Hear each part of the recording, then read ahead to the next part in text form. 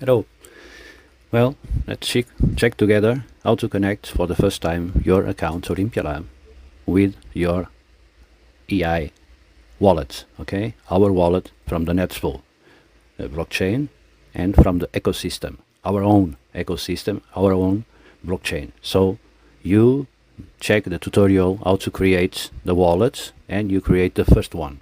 Then you're gonna connect in the website eiwallet.net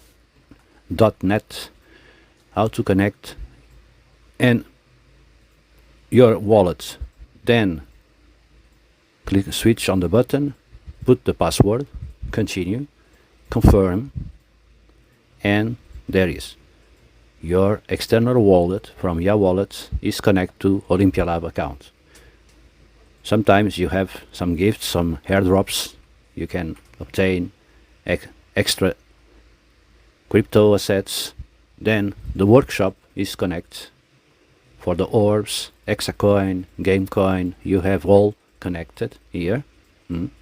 And on the same platform, Olympia Lab, you have your resource and you can check your resource in the external wallets and the resource of the Ghost wallet, okay, internal one. You have all together connected. IA wallet, Netspo, and Olympia Lab. Success. See you.